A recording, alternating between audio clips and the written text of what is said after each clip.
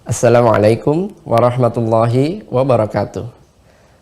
Alhamdulillahirabbil alamin, wassalatu wassalamu ala Rasulillahil karim wa ala alihi wa sahbihi wa man wala, amma ba'd. Alhamdulillah, puji syukur mari kita panjatkan kehadirat Allah Subhanahu wa taala yang masih memberikan kesempatan kepada kita semua untuk bisa kembali berjumpa pada pertemuan subuh kali ini di hari Rabu 6 Sya'ban 1443 Hijrah atau bertepatan dengan 9 Maret 2022.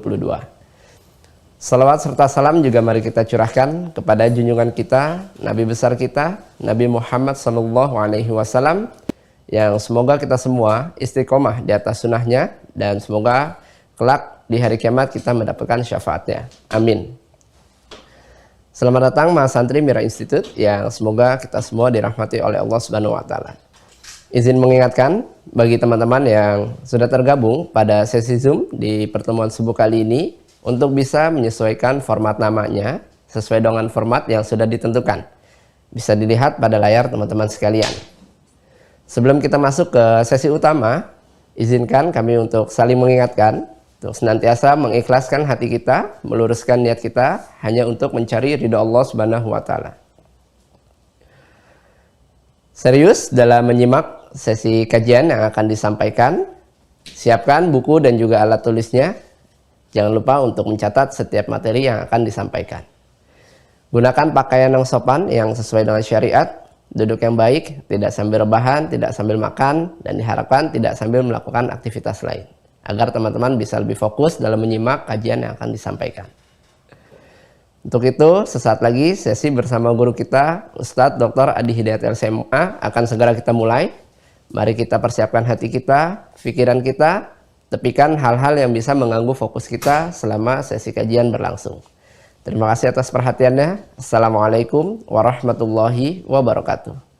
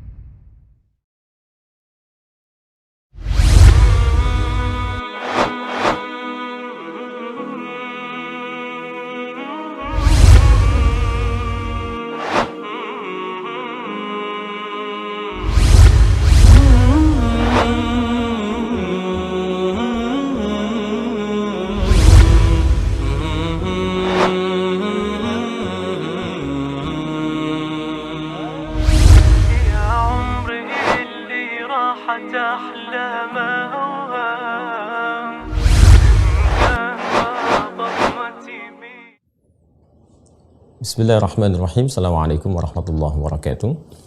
Alhamdulillahi rabbil alamin, wassalatu wassalamu ala rasulillahil karim wa ala alihi wa sahbihi ajma'in, amma ba'd. Fa ya ahbaballahi wa ahbab rasulihi sallallahu alaihi wasallam, usi nafsi wa iyyakum bitaqwallahi faqad fazal muttaqun fala tamutunna illa wa antum muslimun. Faqala ta'ala ya ayyuhalladzina amanu taqullaha haqqa tuqatih wa la tamutunna illa wa antum muslimun. Saudara-saudariku, bersyukur pada Allah Subhanahu wa taala mengawali jumpa kita di kesempatan kali ini. Alhamdulillah kita kembali diberikan kesempatan untuk beraktivitas. Semoga seluruh aktivitas kita, baik yang telah, sedang ataupun akan kita lakukan, diridhai dan dibimbing oleh Allah Subhanahu wa taala menuju segala hal yang baik dan mulia. Kemudian kita bermohon pada Allah Subhanahu wa taala semoga seluruh hamba Allah yang berkehidupan sampai dengan detik ini namun belum beriman diberikan kekuatan oleh Allah Subhanahu wa taala, kemampuan untuk bersyahadat sebelum wafat dan kembali pada Allah Subhanahu wa taala. pun demikian, semoga para pelaku maksiat diberikan kekuatan, kemampuan untuk bertobat dan menata aktivitas lebih baik dibandingkan dengan hari-hari sebelumnya yang telah berlalu. Baiklah, kita akan mencoba melanjutkan kajian kita di pertemuan kali ini dengan membuka lembaran baru. Ini masih tersambung dengan pembahasan seputar persiapan ibadah siam di kurikulum Nabi Sallallahu Alaihi Wasallam. Namun kita akan terpusat saat ini kepada kajian secara teknis hadis-hadis Nabi Sallallahu Alaihi Wasallam yang terangkum dalam kitab Sahih Muslim. Jadi di pertemuan tahun lalu kita telah menampilkan pembahasan Sahih Al-Bukhari, dan insya Allah kita akan sajikan kembali saat nanti masuk pada sesi Ramadan. Dan untuk melengkapi kajian dimaksud, kita coba hadirkan juga tinjauannya di Sahih Muslim. Jadi nanti yang Sahih Al-Bukhari-nya juga insya Allah sudah ada, disiapkan. Kemudian yang Sahih Muslimnya ini kita tampilkan dan kita mulai pembahasannya pada sesi kali ini. Bagi teman-teman yang terhubung di Mira, insya Allah nanti setiap kajian di sesi pembahasan kita akan scan bagian kitabnya, kemudian kita upload, dan teman-teman bisa download sehingga bisa langsung menyimak apa yang kita kaji. Bagi yang memiliki kitab Sahih Muslim, silahkan nanti lihat langsung di topik yang ke-13, Kitabus Syam. Ya, jadi ini yang kami gunakan yang ini. Nanti ada syarah juga ya yang kita jadikan acuan, nanti syarah Sahih Muslimnya Al-Imam An-Nawawi, ada 9 jilid ya. Ini yang tanpa syarah untuk memudahkan. Jadi nanti kalau kita ingin kajian lebih mendalam, gunakan syarah ya. Di antara yang populer syarah Al-Imam An-Nawawi ada 9 jilid. Yang ini yang tanpa syarah untuk memudahkan saja supaya cepat dan kita uraikan syarah dimaksud dalam penjelasan.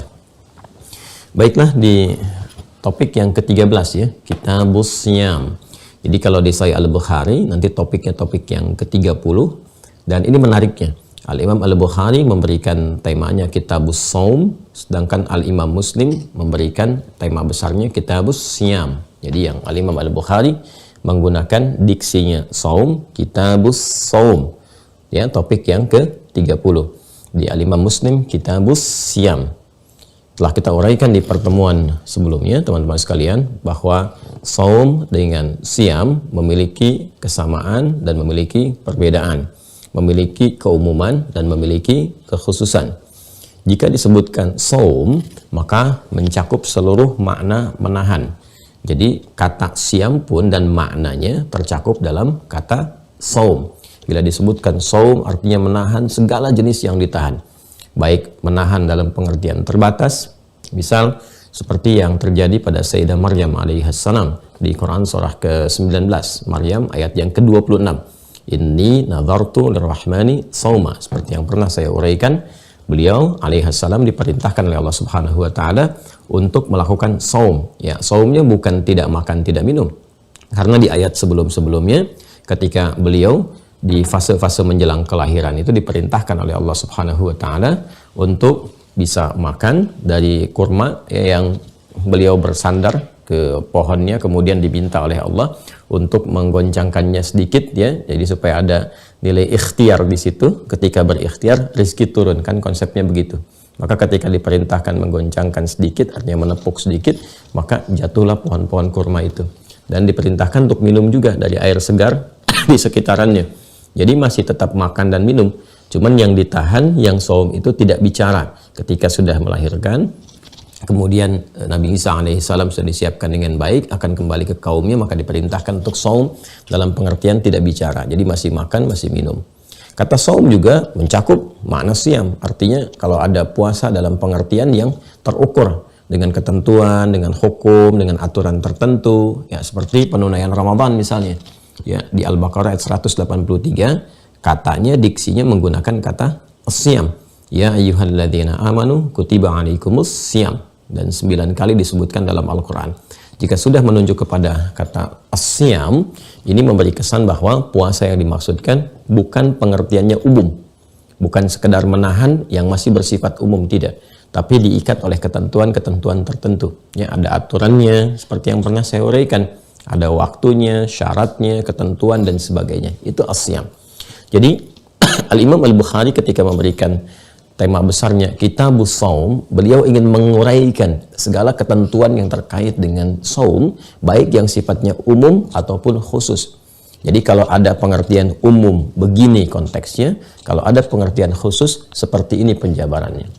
Nah, Al-Imam Muslim merinci yang terkait dengan aturan-aturan spesifik yang khusus, ya, spesialnya terkait dengan ketentuan-ketentuan siam, baik terkait dengan Ramadan ataupun di luar Ramadan, yang sekiranya semua makna puasa itu masih terkorelasi dengan makna yang khusus. Artinya bukan ketentuan umum, cuman menahan tidak bicara, itu kan, menahan misalnya tidak berinteraksi, menahan tidak makan makanan tertentu, tapi yang lain masih makan, itu umum.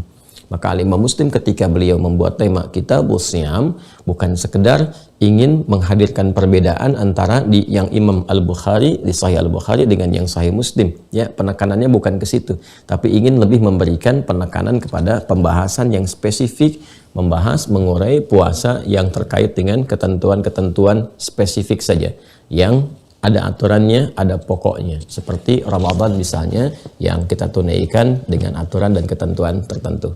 Paham ya? Baik. Dan Imam Muslim kan muridnya Al-Imam Al-Bukhari yang sangat setia.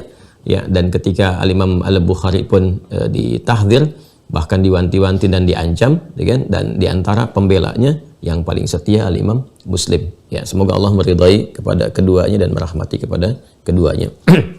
Baik, mari kita bacakan. Bismillahirrahmanirrahim. Kitabus Shaumi. Ya.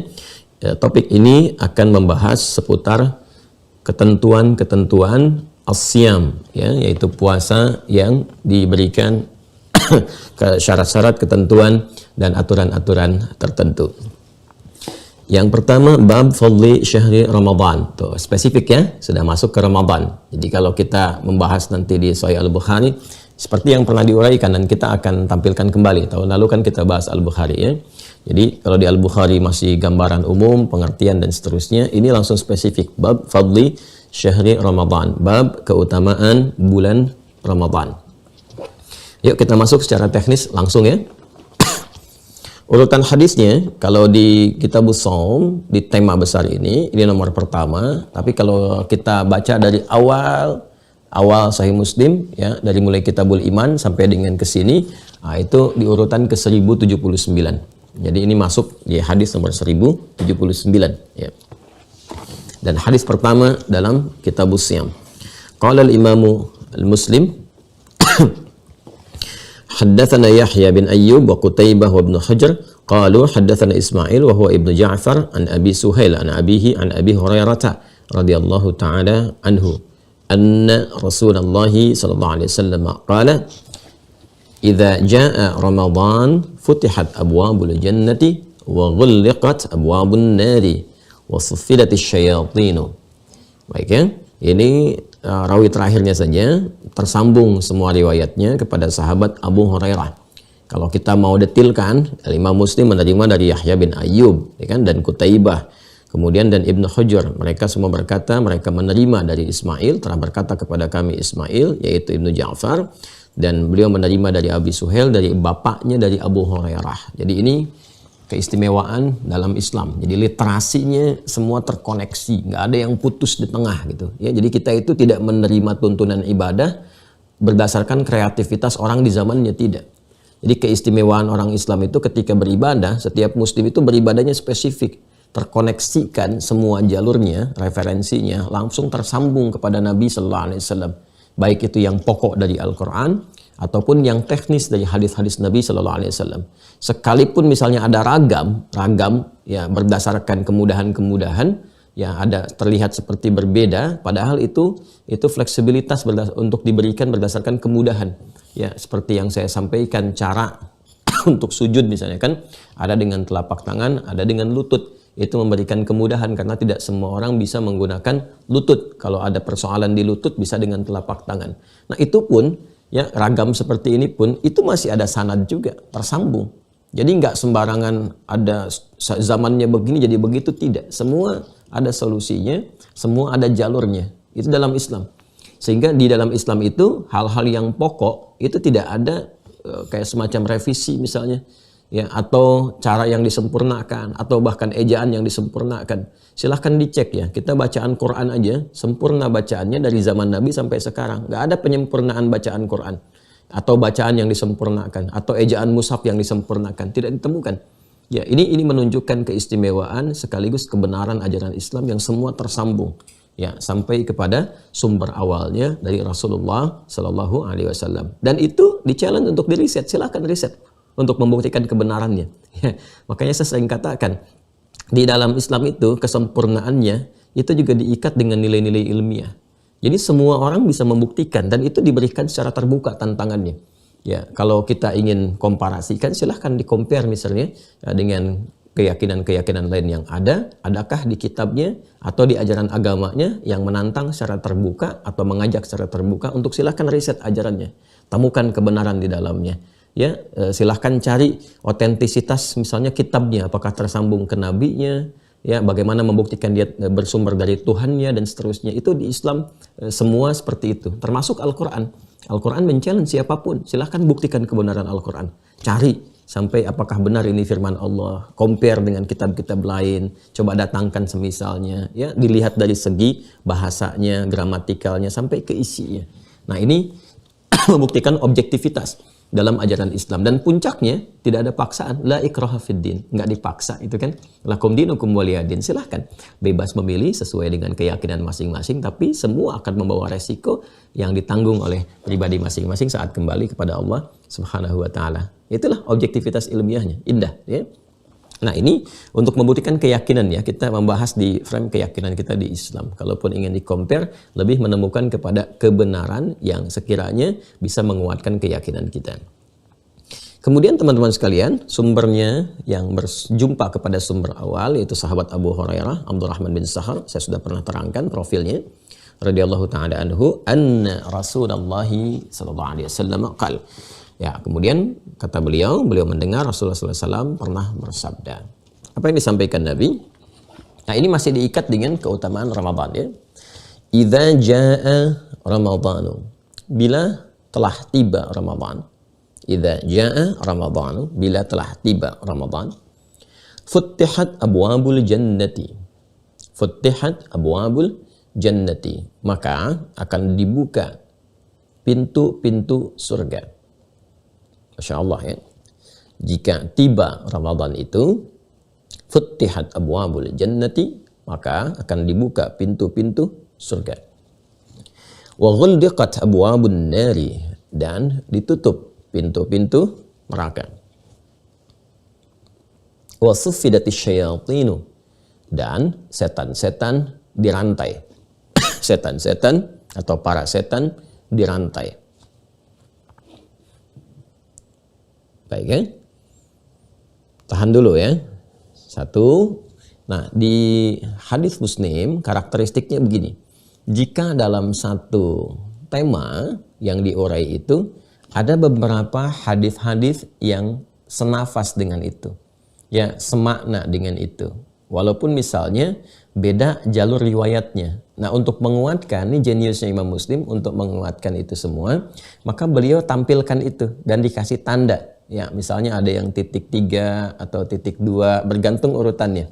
Jadi setelah riwayat pokok yang pertama, nanti biasanya dikasih tanda kurung di bawahnya, titik 3 misalnya, atau titik 2, berdasarkan berapa turunan ke bawahnya ini yang akan dihadirkan. Nah, ini di antara kejeniusan sekaligus keluasan literasi Imam Muslim. Jadi ini dari jalurnya sahabat A, ini jalurnya sahabat B. Atau di Abu Hurairah ada yang dengar lagi ketika beliau menyampaikan si fulan, si fulan, si fulan. Jadi ini semakin menguatkan. Kadang-kadang kan kita juga kalau sedang bicara mungkin yang dengar kan tidak 2-1 orang. Ya, ada berapa banyak orang. Sekarang pun kalau sedang ta'lim kan yang menyimak mungkin bukan 3, 4, 5 orang. Bisa jadi ribuan orang.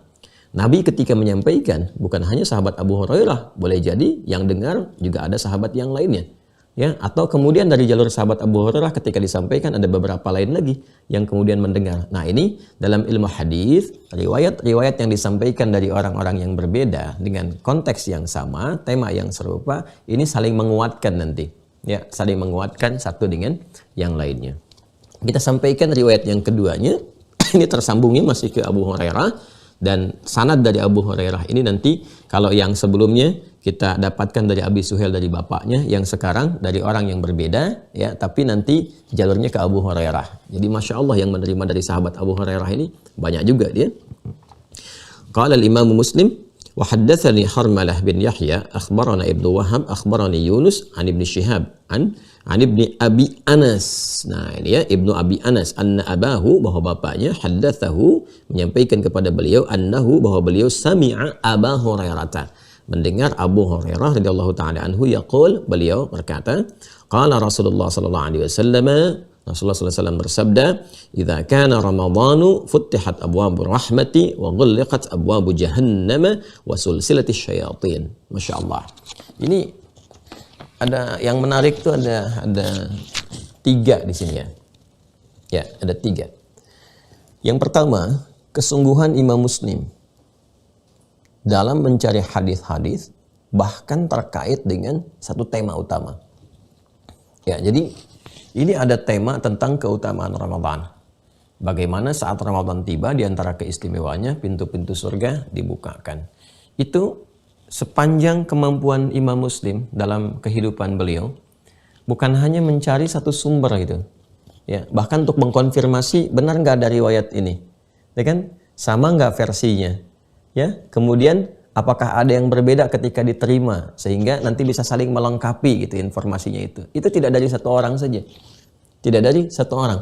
Jadi sepanjang ada hadis yang terkait, dengar dari siapa, dengar dari siapa, dengar dari siapa. Nah, ini pada riwayat yang pertama beliau mendapatkannya dari seorang bernama Yahya bin Ayyub, ya kan, dan Qutaibah. Pada riwayat yang kedua beliau mendengar dari Harmalah bin Yahya. Ya. Jadi ada 2 sosok, satu sosok ini ya. A, satu sosok B. Jadi ketika mendapatkan tema tentang keutamaan Ramadan, itu dicari oleh beliau. Ya, didapati. Oh, ini dapat dari si fulan, dapat dari si fulan. Artinya, ini memberikan kesan kepada kita informasi-informasi yang baik itu, ya kan? Yang pertama, tidak harus kita juga mereferensikan dari satu sumber. Boleh jadi ada sumber yang lain yang benar juga, yang baik juga, ya. Khususnya ketika kita mengkaji satu topik tertentu, ya. Dan ini kan menjadi karakteristik yang diterapkan bahkan di dunia ilmiah. Ya kan? Para sarjana itu kalau mau membahas satu tema pun dalam skripsi atau dalam tesis, dalam disertasi, ya, kan direferensinya walaupun topik yang dituliskan itu satu topik tertentu, kan menulis dari berbagai literasi kan. Dari si fulan, dari si fulan, dari si fulan, pendapat ini, pendapat ini, pendapat ini. Nah, Imam Muslim itu sudah memberikan sinyal dalam pencarian hadisnya. Ini topiknya tentang keutamaan Ramadan, bagaimana pintu surga dibuka. Siapa saja yang menyampaikan ini? Beliau cari itu. Ya, si fulan, si fulan, si fulan. Jelas ya? Jadi ini menunjukkan kesungguhan, keseriusan dalam mencari pengetahuan dan khususnya terkait dengan referensi keislaman. Jadi saya sering katakan juga kepada teman-teman semuanya, ya kalaupun ingin belajar hal-hal dalam Islam, tidak harus terfokus juga kepada saya misalnya. Boleh sepanjang ada yang baik, yang ukurannya kan ada ukurannya, ada fiqhnya. Kalau ini benar, kredibilitasnya tidak diragukan, kan? Kemampuan penguasaan dalam agamanya baik, tidak banyak kontroversi dan sebagainya, ya silahkan jadikan rujukan juga, kan? Ambil sepanjang itu baik. Jadi kalau ada kesan yang tidak baiknya tidak harus dibincangkan, apalagi digibahkan, sudah cukup ditinggalkan saja gitu kan. Nah, ini gambarannya. Jadi pada riwayat yang kedua, ya, ini memberikan kesan satu keutamaan Imam Muslim, ya kan, kesungguhan beliau dalam mencari sumber-sumber atau referensi-referensi yang mengacu kepada riwayat yang serupa. Yang kedua, teman-teman sekalian, juga memberikan kesan kesungguhan dalam pencarian-pencarian riwayat yang bersumber dari satu sumber yang sama.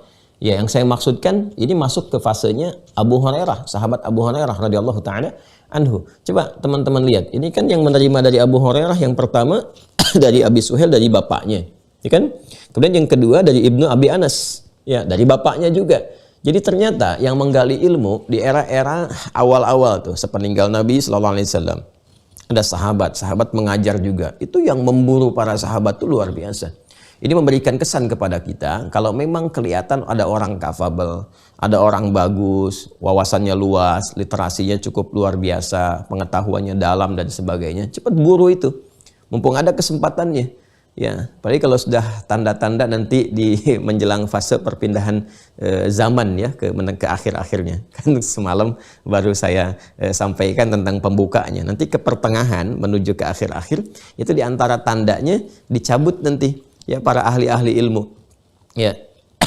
Innallaha la yaqbidul ilma, ya. Allah Subhanahu wa taala tidak mencabut pengetahuan intiza'an minal ibad, langsung dicabut ilmunya, tidak. Misalnya tafsir dicabut, tidak. Hadis dicabut, tidak. Ya, walakin biqabdil ulama, tapi dicabutnya pakar-pakar di bidangnya. Jadi pakar tafsirnya meninggal, pakar hadisnya meninggal. Bukan hadisnya dicabut, bukan tafsirnya dicabut, tapi pakarnya yang diambil. Ya, sehingga nanti yang paham secara benar, yang paham secara baiknya itu mulai sedikit. Tatkala sedikit itulah nanti hadis Muslim juga. Jadi pembuka di mukaddimah hadis Muslim, Nabi mengisyaratkan nanti fase-fase perpindahan kepada penutup zaman ketika pakar-pakarnya meninggal, yang muncul itu nanti mulai muncul orang-orang yang tidak capable di bidangnya. Bahkan orang-orang aneh yang cenderung menyesatkan. Bukan pakar hadis bicara hadis, bukan pakar tafsir bicara tafsir, bahkan bicara agama tapi dibelok-belokan gitu. Dan uniknya ada pengikutnya. Nah, Nabi sudah ingatkan, iyyakum wa iyyahum, kata Nabi. Kalau insan benar-benar beriman, masih ada iman dalam jiwanya, itu akan dibimbing oleh hatinya. Ini orang, ini nggak betul ini, kan? Ini kontroversial, kan? Nah, atau masuk kepada hal-hal yang memang menyimpang gitu. Nah, itu dibimbing oleh imannya untuk menjauh dari itu. Sampai nanti orang ini potensial sesat dan menyesatkan. Nah, kemudian juga ada para pengikutnya. Sampai setelah itu baru wafat orang-orang benar di antara yang beriman. Tersisalah nanti orang-orang yang bermasalah. Nah, ini nanti lebih dahsyat lagi. Nanti kalau masuk kepada kajian yang spesifik akhir zaman yang membahas itu, kita akan uraikan termasuk dengan hadis-hadisnya. Ya. Nah, jadi kalau misalnya sekarang kita masih dapati orang-orang pakar ilmu yang baik dan sebagainya, cepat dapatkan ilmunya. Buru itu, cari kapan dia mengajinya gitu kan, waktunya kapan. Sepanjang dapat, cepat dapatkan semua bimbingan-bimbingannya. Sebagai apa? Sebagai benteng nanti kalau kiranya muncul pendahuluan, mukaddimah, hadirnya orang-orang nggak jelas. Ya. Nah, sekarang tinggal dilihat aja seteran kita tuh. Ada nggak orang-orang nggak jelas yang komen tentang agama? Ya. Ngasih pandangan, ngasih pendapat, ngasih ini itu, ya, misalnya tentang syariat, tentang tinjauan, padahal dia nggak ngerti agama.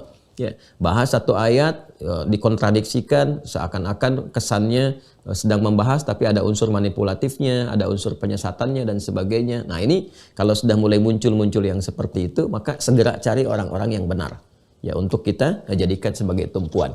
Nah, ini di masa-masa sahabat kalau sudah ada orang-orang yang baik itu, ya, kalau di masa sahabat kan masih terkait dengan kehidupan Nabi diburu, ya, pengetahuannya, ilmunya dipastikan. Dan diikat dengan itu saja. Jadi sifat sahabat itu menarik gitu ya. Apa yang dilihat oleh mereka, itu yang mereka lakukan. Apa yang disaksikan oleh mereka dari Nabi, itu yang dikerjakan. Sepeninggal Nabi SAW, sahabat banyak menyebar dan mengajar. Seperti juga pernah saya sampaikan saat menjelaskan tentang urutan perjalanan fikih Islam itu. Ya, teman-teman boleh cek di awal-awal video ya.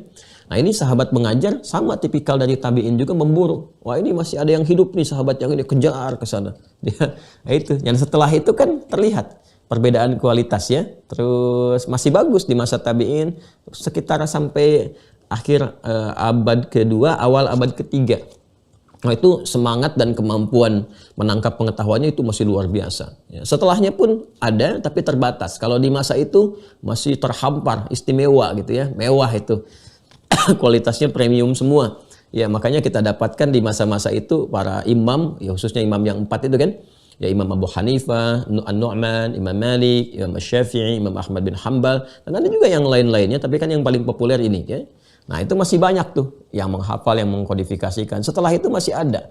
Ya, cuman nanti seiring berganti zaman terbatas. Makanya sekarang pun kalau nyari ulama-ulama yang misalnya spesial, kan bisa dihitung jari tuh. Coba lihat di Indonesia misalnya siapa yang bisa kita lihat? Ya, di Malaysia siapa? Di Asia siapa? Level dunianya siapa? Kalau dulu level dunia itu masih bisa kita lihat tuh. Ya, sezamannya Imam Syafi'i ada Imam Ahmad ya, yang lebih junior tapi kan masih semasa. Semasa Imam Syafi'inya ada Imam Malik, masih ada tuh di Madinah. Semasa Imam Malik masih ada Imam Abu Hanifah. Imam Abu Hanifah meninggal, lahir Imam Syafi'i. Kadang-kadang saling menggantikan. Ini meninggal, lahir yang lain lagi. Nah, jadi setiap masa nanti sampai ke akhir-akhir kalau sudah susah nemuinnya, nah itu patut kita waspada tuh. Ya, patut waspada. Nah, ini kesan kedua yang ingin saya sampaikan. Jadi, pertama, bagaimana kesungguhan Imam Muslim dalam menjaga agama ini sehingga memastikan semua referensi terkait walaupun satu topik saja atau bahkan subtopik, kalau masih ada orang yang bisa didapatkan referensinya, maka ditampilkan untuk memberikan kelengkapan dalam pemahaman. Ini kesungguhan dalam menjaga agama. Jadi yang serius ya, ini maksud saya begini. Ini beliau saja menyampaikan referensi kepada kita. Itu begitu serius mencari. Masa kita yang tinggal ngaji nggak serius gitu? Kita tinggal ngaji, tinggal dapetin infonya aja. Ada yang sambil rebahan, sambil minum, ini itu. Ya kalau sudah ngaji Quran, ngaji hadis itu fokus supaya kita dapatkan keberkahannya, ya kan? Kecuali memang ada hajat yang lain dan kita mendengar sekian persen, alhamdulillah masih ada hal yang bisa kita dapatkan. Dan yang kedua tadi terkait dengan bagaimana perburuan kepada informasi orang-orang yang kredibel seperti sahabat Abu Hurairah yang tadi saya sampaikan. Dan selanjutnya setelah yang kedua tadi saya sampaikan, bagian ketiganya adalah ini yang sangat menarik. Kadang-kadang dari pendengaran walaupun dari sumber yang sama itu ditemukan redaksi berbeda tapi masih menunjuk kepada konteks yang sama. Nah, ini yang membedakan antara hadis dengan Al-Quran. Kalau Al-Quran terjamin lafaz dan maknanya. Jadi Anda mau menerima dari siapapun, walaupun orangnya banyak, Anda bertalaki, nggak akan beda. Al-Baqarah pembukanya tetap alif lam mim. Anda mau ngaji dari siapapun, sedunia ini, di Indonesia dari Sabang sampai Merauke, Anda ingin talaki Quran, dari syekh manapun, tetap pembuka Al-Baqarah alif lam mim. Nggak ada jadi alam. Ya, alif lam mim. Pembukanya pasti itu. Nggak ada yang lainnya. Silahkan cek sampai cari ke ujung dunia itu. Ya, alam nashrah nggak akan berubah alif lam mim nashrah, tidak. Ya, alam tara nggak akan berubah alif lam mim tara, tidak ada. Ya, jadi semuanya terjaga lafaz dan maknanya. Ini yang dimaksud Quran surah ke-15 ayat ke-9 itu. Al-Hijr ayat 9. Inna nahnu nazzalna dzikra wa inna lahu lahafizun. Dengan keagunganku kata Allah, ya kan? Maka kami yang menurunkan Al-Quran dan kami pula kata Allah Subhanahu wa Ta'ala yang berkomitmen untuk menjaganya, menjamin terjaga. Makanya tidak ada sampai saat ini misalnya ejaan Al-Quran yang disempurnakan, nggak ditemukan. Saya sering melihat ada komentar orang-orang yang sebetulnya nggak baca gitu, jadi nggak paham, berkomentar, oh ini baru dibukukan di zamannya ini, direvisi zaman itu, nggak belajar itu.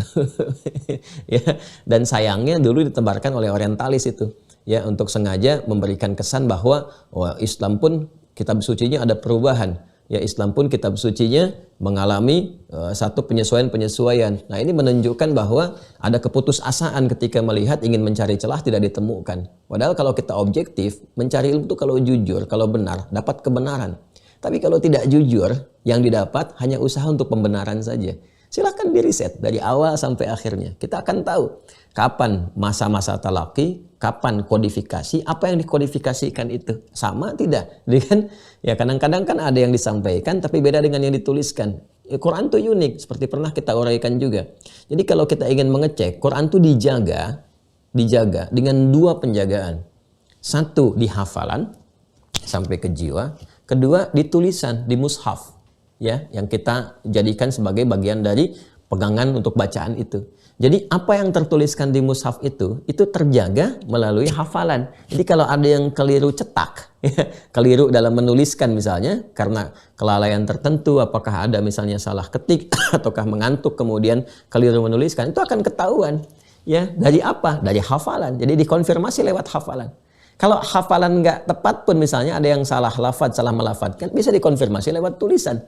Jadi itu keunikan dan keistimewaan Al-Quran terjaga sampai dengan sekarang. Ya, nah hadis itu berbeda. Ya, hadis berbeda. Kalau Al-Quran disampaikan harus benar lafaz dan maknanya, terjaga lafaz dan maknanya, maka pada hadis concernnya kepada makna. Ya, tidak menuntut hafalan kepada lafaz. Karena itu jangan heran kalau dalam satu topik tertentu maknanya serupa, konteksnya sama, tapi lafadznya bisa berbeda. Karena tidak ada tuntutan menghafal lafadz. Jelas ya? Bagus kalau lafadznya bisa sampai semuanya tahu, paham, ya kan? Hafal, mengerti.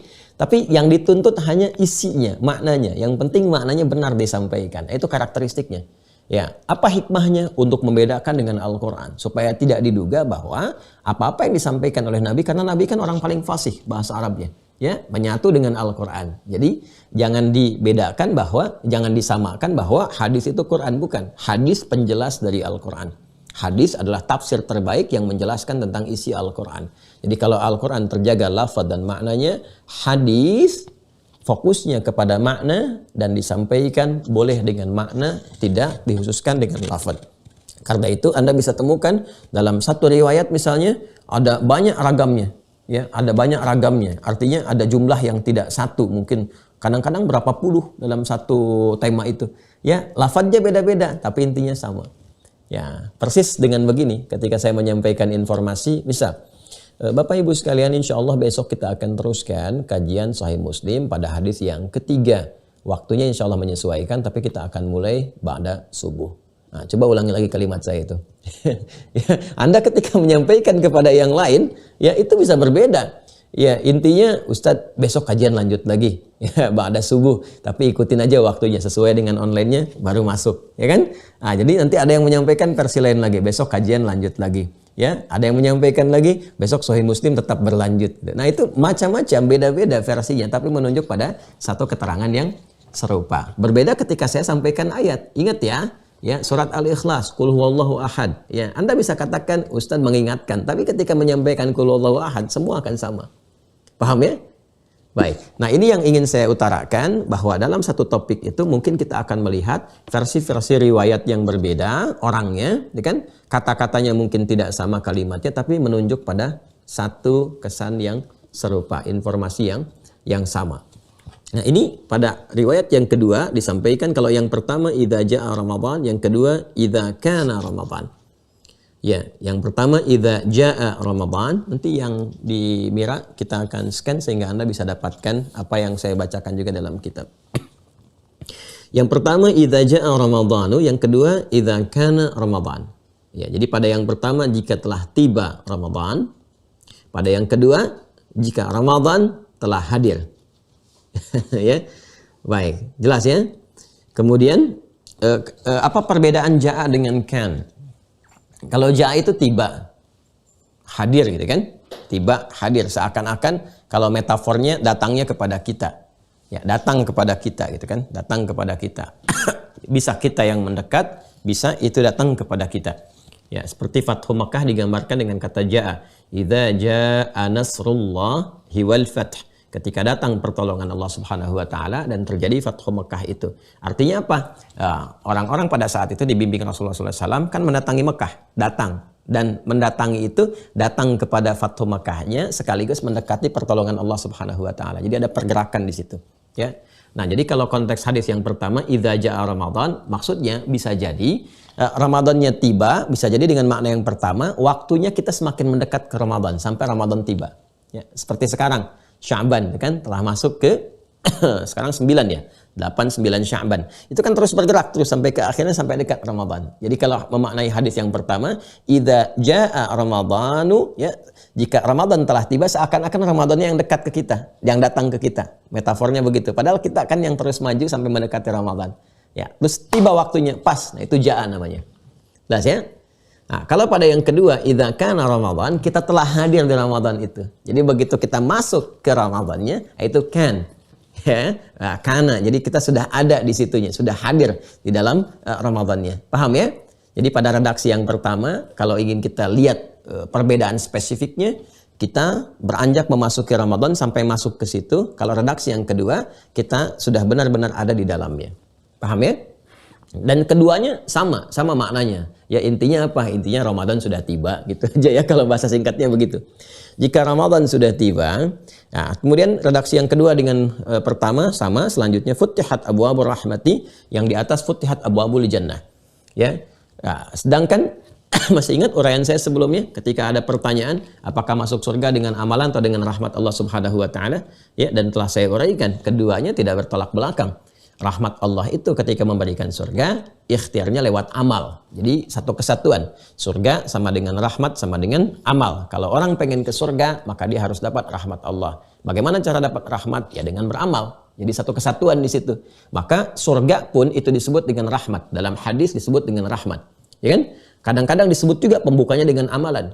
Karena itu ketika kalimat surga pertama di Al-Quran disebutkan, itu bersanding dengan amal. Al-Baqarah ayat 25. وَبَشِّرِ الَّذِينَ آمَنُوا وَعَمِلُوا الصَّالِحَاتِ أَنَّ لَهُمْ جَنَّاتٍ تَجْرِي مِنْ تَحْتِهَا الْأَنْهَارُ. Berikan kabar gembira Muhammad SAW, viralkan kepada seluruh hamba bahwa siapapun mereka yang beriman dan beramal saleh berpotensi memasuki aneka ragam surga yang telah kami siapkan dengan segala jenis keindahannya. Ya kan? Dan di hadis-hadis yang lainnya Nabi memberikan kesan bahwa bagaimana surga bersanding dengan rahmat Allah Subhanahu wa taala. Sehingga surga kadang disebut juga dengan rahmat, puncak rahmat tertinggi yang diberikan oleh Allah Subhanahu wa taala kepada hambanya sebagai apresiasi dari amal solehnya, yaitu surga. Ya, dan nanti di atas itu ada yaitu ridha Allah Subhanahu wa taala. Wa ridwanu minallahi akbar. Ridha Allah Subhanahu wa taala. Jadi kalau Allah sudah ridha, ya pasti masuk surga juga. Ya, jadi kalau ada misalnya disebutkan surga dan nama lain disebutkan rahmat, itu satu kesatuan. Jelas ya? Jadi di sini tidak heran kalau nanti sahabat ada yang menyebutkan abwabul jannah dengan abwabur rahmah. Jadi kalau abwabur jannah itu jelas pintu-pintu surga. Abwabur rahmah, pintu-pintu rahmat, itu maknanya bisa banyak. Di antara sekian yang banyak itu adalah surga. Anda kalau masuk masjid, apa yang Anda ucapkan? Allahumma ftahli abwaba rahmatik. Kan? Ya Allah, mohon bukakan kepadaku pintu-pintu rahmatmu. Nah, itu maknanya banyak. Bisa terkait dengan surga, pintu-pintu surga, karena nanti ada amalan-amalan di masjid yang kita kerjakan berpotensi memasukkan kita ke surga dengan ragam pintunya. Nanti kita akan bahas ada berapa pintu surga. Nah, nanti pintunya itu bergantung pada amalan. Ya, nanti ketika kita masuk masjid ada amal-amal yang bisa mengantarkan kita ke surga. Jadi doa pertama kita masuk kaki kanan, kita katakan Allahumma ftahli abwaaba rahmatik. Ya Allah, mohon bukakan kepadaku pintu-pintu rahmatmu. Di antara makna rahmat di situ ada surga. Ya, apa kaitannya dengan masuk masjid bisa berpotensi dapat rahmat berupa surga? Di masjid ada amalan-amalan yang bisa kita kerjakan dan dengan amal itu berpotensi memasukkan kita ke surga. Ada yang kedua, rahmat itu bisa jadi ampunan. Ya, bisa jadi ampunan. Puncak ampunan yang Allah berikan pada hamba itu disebut dengan rahmat. Itu ada di Quran surah ke-39 Az-Zumar ayat 53. Qul ya ibadiyalladzina asrafu ala anfusihim la taqnatu mir rahmatillah. Katakan Muhammad SAW pada semua hambaku yang mungkin sudah berlumur dosa. Tahu dirinya banyak dosa, banyak berbuat kejahatan, banyak berbuat kriminal. Tiba-tiba ada getaran dalam jiwa untuk bertaubat. Kata Allah, sambut itu. Jangan putus asa dari rahmat Allah. Ya, ketika rahmat diturunkan, maka Allah dengan kasihnya memberikan peluang ampunan dari semua dosa. Karena itu, kalimat seterusnya selanjutnya di ayat itu, innallaha yaghfiru dzunuba jami'a. Sungguh Allah akan mengampuni seluruh dosa-dosa kalau kamu mau tobat sebelum nyawa sampai di kerongkongan. Jadi rahmat itu bisa berupa langsung pemberian surga, bisa berupa puncak dari ampunan, ya, bisa berupa, nah ini karunia Allah. Berupa apa? Berupa pengabulan doa atau pertolongan dari musibah atau persoalan-persoalan yang dihadapi. Itu ada di Quran surah kedua Al-Baqarah dari ayat 155 sampai 157. Ya, rahmatnya di 157, persoalan-persoalan di 155, sabarnya di 156. Ya, kalau kita bacakan urutannya, walanabluwannakum bisyai'im minal khauf wal ju'i wa naqsim minal amwali wal anfusi wath thamarat wa basyiris sabirin. Dan setiap orang yang hidup itu pasti akan mendapatkan ujian, tantangan-tantangan kehidupan yang meningkatkan kualitas hidupnya. Apa saja? Ada kekhawatiran, ada rasa lapar, gitu kan? Kemudian harta bisa berkurang karena kejadian-kejadian tertentu. Ada yang sakit sampai meninggal, atau ada yang kerja keras, dia kerja keras, hasilnya itu diambil orang lain, diserobot orang. Ada. Ya, dan sabar kalau sedang menimpa itu semua kita alami, sabar. Nah, sabar itu cenderung membawa pada kebahagiaan. Bagaimana cara sabar? Ayat 156 ya. Alladzina idza asabathum musibah qalu inna lillahi wa inna ilaihi raji'un. Orang yang sabar saat mengalami itu diberi petunjuk oleh Allah, dipuji, dikasih jalan keluar. Ketika Allah memberikan jalan keluar, rahmat turun. Ayat 157-nya, ulaika alaihim salawatum min rabbihim wa rahmah. Ya, wa ulaika humul muhtadun. Ulaika alaihim salawatum min rabbihim wa rahmah. Orang-orang yang sabar saat diuji dan dia menyadari bukan dia saja, orang lain pun diuji. Orang lain pun punya masalah dan untuk sukses itu harus melewati ujian. Ketika sadar itu dipuji oleh Allah. Begitu mendapatkan pujian dari Allah, dibentangkan solusi, warahmah, kasih solusi. Ya, lalu diberi petunjuk menjalani solusi itu. Itu urutannya. Jadi rahmat itu bisa berupa solusi yang Allah berikan dalam mengentaskan berbagai persoalan kehidupan. Ya, berupa kasih sayang, gambaran kasih dan sayang Allah Subhanahu wa taala. Yang kedua, puncak kasih yang Allah berikan saat di dunia untuk mengampuni seluruh dosa-dosa.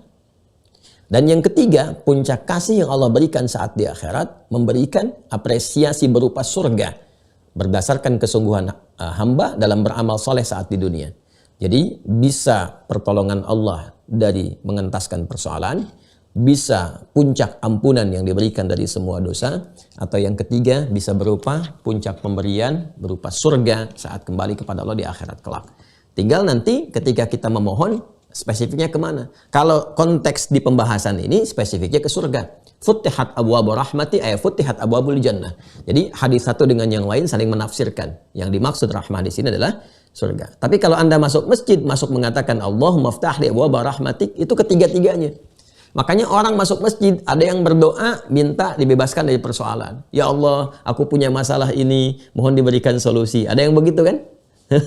Ya, di kantor ada masalah, di rumah ada masalah, di masjid curhat, gitu kan? Ada yang kedua, yang tobat, yang minta ampun, sujud, ambil nangis di pojok-pojok masjid. Ada. Yang ketiga, minta surga. Jadi tiga-tiganya ada. Makanya ketika Anda masuk masjid, kalimatnya jelas. Allahumma ftah li abwaba rahmatik. Ya Allah, mohon bukakan kepadaku pintu-pintu rahmatmu. Kenapa bentuknya jama'? Mengacu kepada tiga makna tadi. Mau yang mana? Itu kan? Ya, kan dibalik tanya, mau yang mana yang kamu minta? Makanya kita beramal. Amal itu yang spesifik menunjukkan kepada kita permintaan rahmat apa yang diinginkan. Makanya kalau masuk masjid, tujuannya mesti jelas. Jelas, niatkan untuk ibadah. Nah nanti spesifiknya mau kemana? Kan Anda minta rahmat, tapi Anda melakukan pekerjaan yang tidak mendatangkan rahmat. Kan nggak nyambung. Ya, nggak nyambung. Jaka sembung aja nggak begitu gitu. Itu nggak nyambung. Ya, itu tidak nyambung. Jadi kalau masuk masjid, sudah punya orientasi, rencana. Saya mau ngapain ke masjid ini? Ibadahnya pun tertata. Betul, sholat fardu kita kerjakan. Selain itu, apa pelengkapannya? Kan doa. Arahnya mau kemana? Makanya habis beramal tuh berdoa. Kalau mau baca Quran di masjid, baca. Setelah itu mau minta apa? Ya, nah di antara tiga rahmat tadi, Anda spesifik arahkan kemana? Apakah doa terkait kehidupan? Untuk Anda kah? Suami kah? Istri kah? Anak kah? Tetangga kah? Kerabat kah? Doa spesifik. Siapa yang punya masalah, mintakan. Beramal dulu, minta. Wah, kalau paham fikih masjid itu enak sekali teman-teman sekalian. Enak sekali. Karena ada banyak peluang rahmat di situ. Makanya banyak orang kalau sedang ada persoalan, sejak zaman dulu larinya ke masjid. Ke masjid, curhatnya, mintanya, dan sebagainya. Itu rumus ya. Mungkin lain waktu lah kalau kita mau dispesifikasikan. Baik, balik ke sini ya. Futtihat abwabu rahmati, yang di atas futtihat abwabul jannati. Wa ghuliqat abwabun nari, ya ini sama wa ghuliqat abwabu jahannam. Yang bawah spesifik jahannam. Ya, dibukakan pintu-pintu. Jadi kalau yang di atas itu digambarkan keseluruhannya. Ya, kalau yang di bawah itu menggunakan sinekdok pas prototo. Tapi ditampilkan yang paling dahsyatnya. Ya, lawan pas prototo itu kan sinektok totem pro parte. Kalau di ilmu balaghah, dzikrul ba'di yuradu bihil kullu. Disebutkan sebagian yang dimaksud keseluruhan. Ya kan? Kalau ada keseluruhan, totem pro parte disebutkan keseluruhan yang dimaksud sebagian. Dzikrul kulli yuradu bihil ba'du. Ya, kalau kita gambarkan beginilah. Indonesia berhasil memenangkan pertandingan bulu tangkis itu melawan Cina misalnya. Ya, kan yang main bukan seluruh rakyat Indonesia lawan seluruh rakyat Tiongkok, kan tidak. Yang main mungkin cuma siapa gitu kan? Apakah Kevin Sanjaya kah misalnya, atau yang lain kah misalnya, dan sebagainya. Kan cuma satu saja, satu bagian. Ya, itu namanya totem pro parte, disebutkan keseluruhan yang dimaksud sebagian. Ya, tapi ada juga kita sebutkan sebagian yang dimaksudkan keseluruhan, ya, disebut sebagiannya misalnya, yang dimaksudkan adalah keseluruhannya. Contohnya apa? Langsung saja ke sini, ya, supaya nggak terlalu jauh.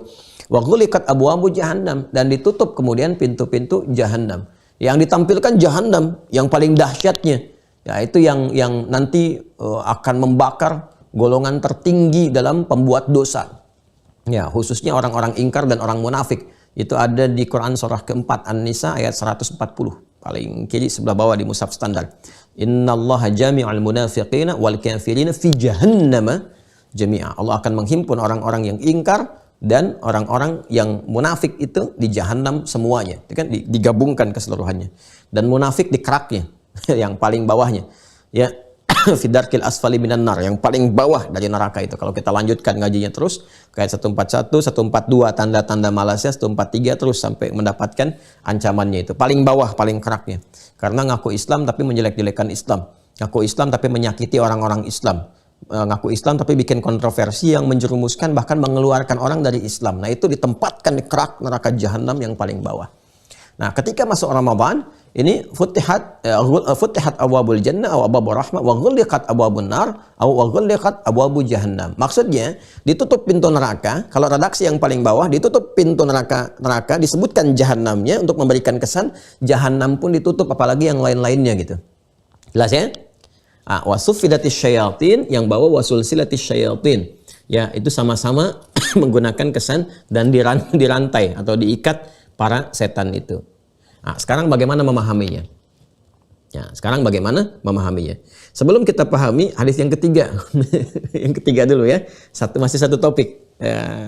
Hanya 3 kok, 3 ya. Sabar ya teman-teman. Maksudnya saya ingin menunjukkan bagaimana kesungguhan Imam Muslim. Kalau dibacakan kan beliau dapat juga pahalanya, kita juga dapat ya, ada keberkahannya.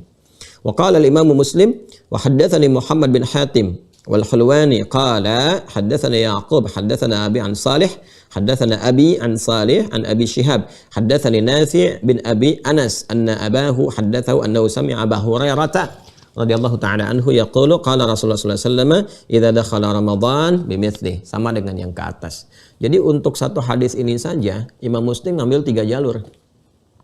Ya, 3 jalur tuh untuk memastikan, cari siapa. Kelihatannya kita cuma baca beda paragraf gitu. Tapi pencariannya bisa jadi beda kota. Jangan dikira ini mencari itu mudah. Sekarang enak, tinggal buka YouTube, waduh ustadz ini, masalah yang sama. Ya, atau cari kontaknya. Itu kan Anda bisa tanyakan. Dulu, Masya Allah, mencari kemana tuh? Ya, di kota ini dengar ada si fulan berangkat. Kadang-kadang dari Madinah berangkat ke Syam atau sebaliknya. Itu kan nggak mudah. Ya, sekarang dari Syam ke Madinah mungkin pakai bis sehari semalam. Pakai bis. Dulu mana ada bis? Ini kan bisa jalan kaki itu. Bisa jalan kaki. Ya, makanya beberapa ulama-ulama besar, saya ambil periode Imam Ahmad saja lah gitu. Imam Ahmad saja kadang-kadang kalau ingin mencari hadis itu kehabisan bekal. Mohon maaf itu sampai jadi pekerja kasar dulu. Kalau kita bilang kuli panggul di pasar, Bu, Pak, itu sampai begitu ulama itu. Dan itu bersahaja gitu sampai nyaman, gak ada orang, kadang-kadang orang nggak ngeh kalau itu imam besar. Ya, itu sampai jadi kuli panggul saking ingin mendapatkan yang halalnya itu sedemikian. Pokoknya pengen cari berkahnya di ilmu. Makanya saya itu sangat-sangat sering kali ya memberikan pesan kepada orang tua siswa itu, jangan pernah cari yang haram ke rumah. Jangan pernah berikan anak-anak yang haram. Apalagi untuk bekal belajarnya, gak akan ada berkahnya. Gak nempel tuh ilmunya. Kalaupun masuk ilmu ke kepalanya, nanti ilmu itu akan merusak. Karena berkahnya nggak ada.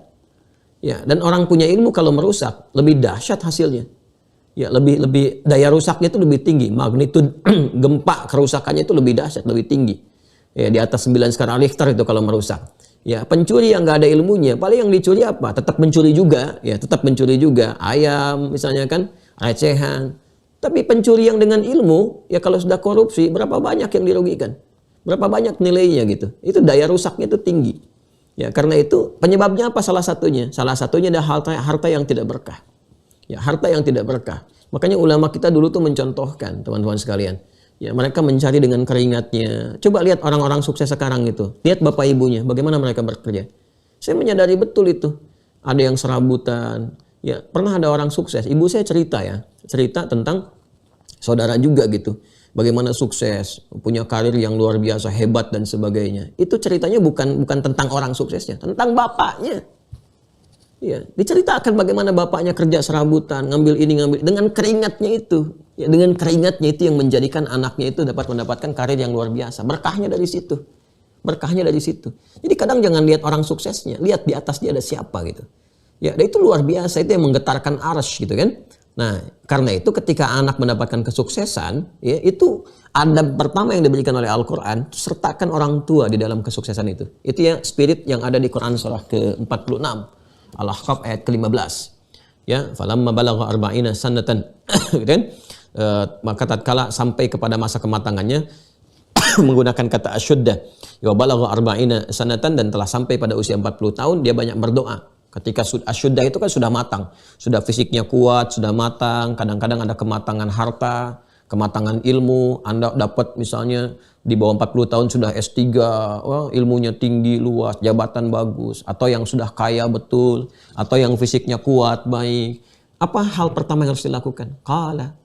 Ya, dia mensyukuri itu dengan berkata, bermohon pada Allah, Rabbi auzi'ni an ashkura ni'mataka allati an'amta 'alayya wa 'ala walidayya.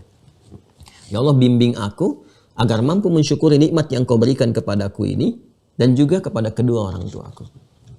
Kenapa orang tua disertakan? Banyak ulama memberikan pandangan menafsirkan ayat ini. Jangan-jangan saham terbesar yang mengantarkan Anda pada kesuksesan itu bukan pribadi Anda. Ayah Anda, ibu Anda itu. 70%-nya mungkin orang tua.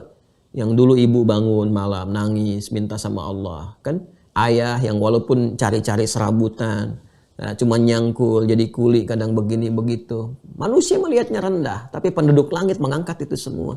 Ya Allah, jangan jadikan anak saya seperti saya sekarang. Jadikan dia lebih hebat daripada saya. Tempat tidurnya lebih empuk dan sebagainya. Makanya orang insan beriman tuh berpikirnya sampai ke situ. Dan Al-Quran tuh tinggi mengajarkan kita. Tinggi. Ya, bahkan sekalipun beda agama, sekalipun orang tua Anda non-muslim, tetap dimuliakan. Itulah indahnya Islam. Ngaji yang betul. Ya, kalau orang ngaji Qurannya itu benar, nggak ada kecuali keindahan, kedamaian, kelembutan, enak gitu. Berpulangnya tuh nyaman, makanya pulangnya tuh husnul khatimah. Ya ayat Tuhan nafsul mutmainnah itu. Coba baca Quran surah 31 Luqman tuh, ayat 15. Wa in jahadaka 'ala an tusyrika bi ma laysa laka bihi 'ilmun fala tuti'huma wa shahibhuma fid dunya ma'rufa. Kalaupun beda keyakinan, orang tua misalnya belum beriman, belum muslim, anak sudah berislam, mu'allaf dia masuk. Ya, kalaupun diajak aja untuk ke keyakinan orang tuanya lagi, silahkan tolak dengan cara yang lembut. Fala tuti'huma. Ya, nggak perlu ditaati, tapi tolak dengan cara yang lembut. Tapi apakah ditinggalkan orang tua? Tidak. Wasahibhuma fid dunya ma'rufa. Sepanjang berkehidupan dalam konteks keduniaan, berikan puncak bakti terbaik kepada keduanya. Di mana ada ajaran begitu? Ya, jadi kalaupun sukses, berikan bagian kesuksesan itu. Mampu belikan rumah, belikan rumah. Mampu belikan mobil, belikan mobil. Bahagiakan sebahagia-bahagianya. Sakit, pijitin. Itu kan, doain terus dalam kebaikan. Ya, dan itu indah, nggak ada didapatkan dimanapun, kecuali di Quran. Silakan cari dimanapun seperti yang disampaikan dalam Al-Quran. Ya, karena yang menyampaikan Al-Quran itu siapa? Rasulullah. Dari siapa? Dari yang berfirman, Allah Subhanahu Wa Taala. Itu indahnya gitu. Ya, itu indahnya teman-teman sekalian. Jadi saya ingin balik lagi kepada keadaan kita bahwa cari keberkahan dalam setiap hal. Kalau berkah itu cukup semuanya. Ya, sedikit berkah itu bagus, apalagi banyak berkah lebih bagus. Ya, banyak berkah lebih bagus. Jadi tadi saya sampaikan bagaimana para ulama kita mencari referensi itu sampai mereka mencari yang baik dengan cara yang baik. Ya, ini pun jangan sampai terjadi nih. Anda ikut taklim dengan saya misalnya dari harta yang tidak benar. Ya, hasil dari pencurian ini supaya berkah sebagiannya pakai buat ngaji. Enggak ada berkahnya tuh dari harta yang haram. Ya, jauhi. Rizki itu sudah diatur, gampang. Udah ada aturannya. Kita bekerja, datang rezeki, nggak akan tertukar. Selesai. Ya, yang belum jelas itu surganya. Ya, yang belum jelas itu berkahnya. Maka kalau paham tentang rezeki itu ya, nggak ada gelisahnya gitu. Nggak ada gelisah. Karena Allah sudah janji. Ya, dan Nabi menegaskan itu, menyampaikan, menafsirkan dengan bahasa yang tegas. Asal kita mau bergerak, beraktivitas dengan cara yang benar dan dipelajari babnya, datang rezeki dimanapun. Ya, cuman perbedaannya di berkahnya. Nah, sekarang kita kembali ya teman-teman kepada yang tadi. Jadi hadisnya serupa dengan apa yang disampaikan idza dakhala Ramadan. Tuh. Kalau yang pertama idza jaa, yang kedua idza kana Ramadan, yang ketiga idza dakhala Ramadan. Intinya sama aja. Kalau udah ada Ramadan, kalau udah masuk Ramadan. Jadi yang pertama datang Ramadan itu memberikan gambaran kita datang mendekat ke Ramadan, terus di Ramadan tiba ketemu. Masya Allah, kayak dua-duanya ketemu, wah nyambung, tibalah Ramadan. Yang kedua sudah masuk Ramadan, ya sudah berada di dalam Ramadannya. Idza kana Ramadan. Yang ketiga, idza dakhala Ramadan, Ramadan sudah masuk, kita masuk, Ramadan hadir. Intinya sama-sama saja. Kalau mau ditafsirkan dengan bahasa yang beda, intinya kalau Ramadan sudah tiba, ya kan? Sudah kita ada di dalamnya. Jadi tapi ini memberikan kesan kenapa banyak riwayat ini hadir dengan makna yang sama. Intinya yang ngaji dulu banyak. Yang nyari sumber kebaikan tuh banyak, semangatnya tinggi. Alhamdulillah sekarang Masya Allah kalau saya perhatikan kita kembali tuh. Watilkal ayyamu nudawiluha bainan nas. Kembali ke spirit itu, manfaatkan.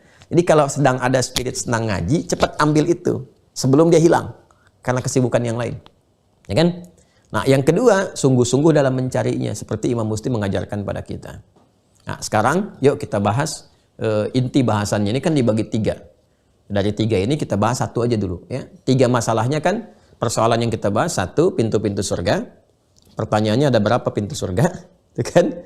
Ya, seperti apa gambarannya? Bagaimana memasukinya? Seperti apa meraihnya? Kedua, pintu neraka. Ada berapa pintu neraka itu? Dari mana sumbernya?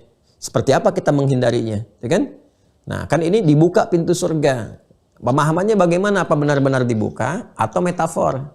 Ditutup neraka. Seperti apa ditutupnya? Ya? Dan yang ketiga, setan dirantai. Bagaimana memahami setan dirantai ini? Ya, kalau setannya dirantai, kenapa masih ada maksiat saat Ramadan? Kenapa masih ada yang mencuri saat Ramadan? Kenapa masih ada yang berbohong? Katanya setannya dirantai.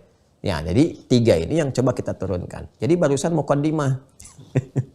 Sekarang baru kita pahami maknanya. Ya, bismillah. Yuk, satu-satu ya. Kita bahas satu saja. Ya, untuk saat ini. Masya Allah, udah 6:30. Udah 1 jam. Baik, bismillah.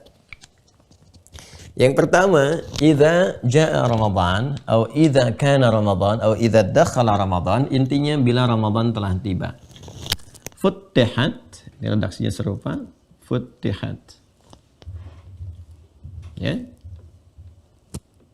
Futtihat abwabu al-jannah.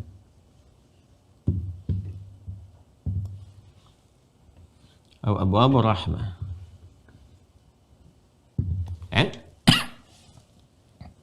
Ini saya kotaki dulu.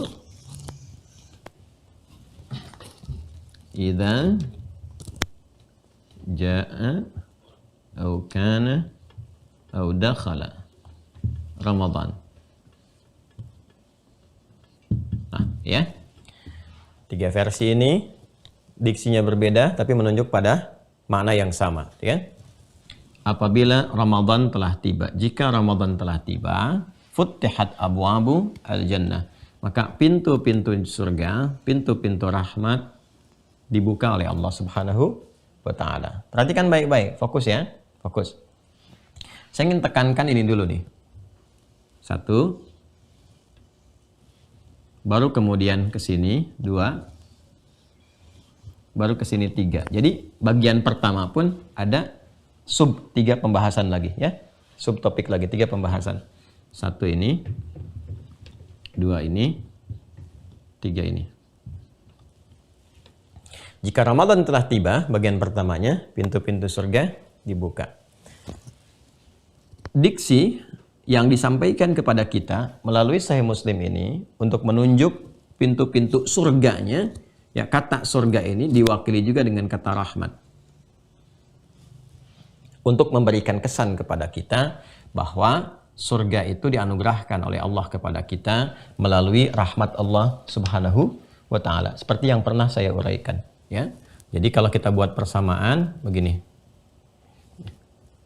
Ini rahmat sama dengan surga. Kan? Jadi orang hamba yang taat, yang beriman, beramal saleh, berpotensi masuk surga dengan mendapatkan rahmat Allah Subhanahu wa taala.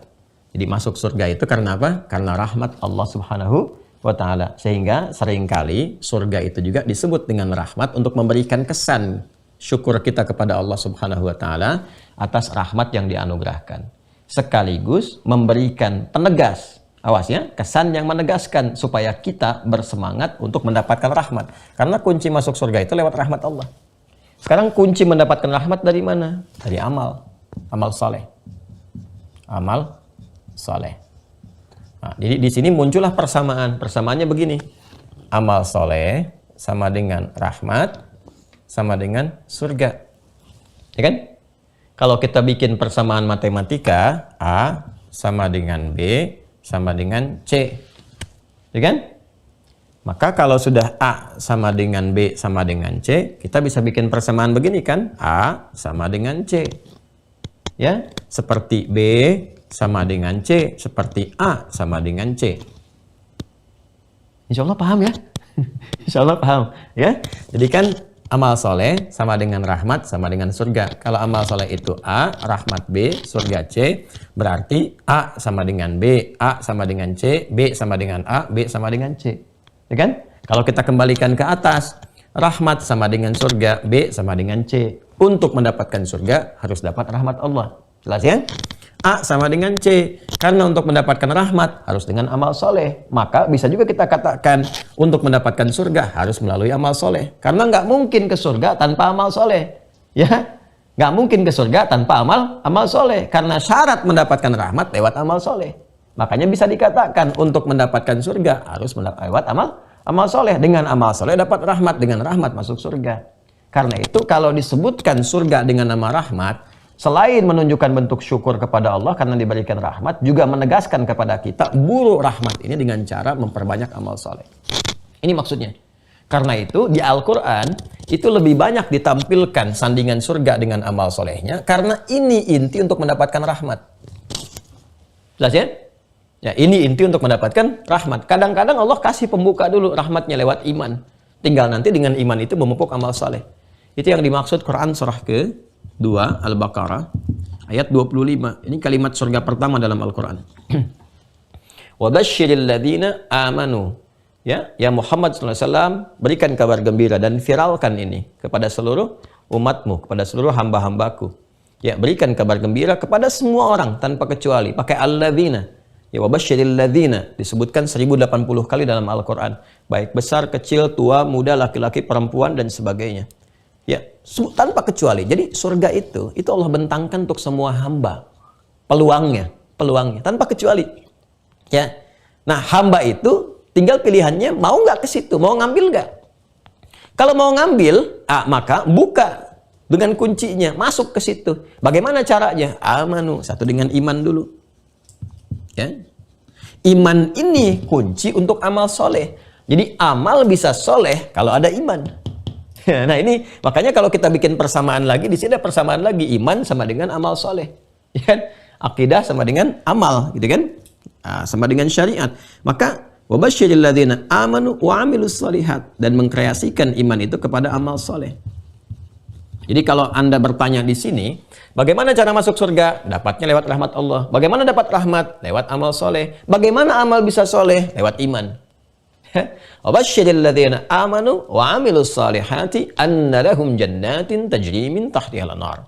Sungguh orang-orang yang mampu beriman dan mengkreasikan dengan imannya semua amal, semua pekerjaan menjadi saleh, maka dia berpeluang mendapat rahmat Allah, dan berdasar amalnya ini disiapkanlah ragam-ragam surga yang membentang segala jenis keindahannya.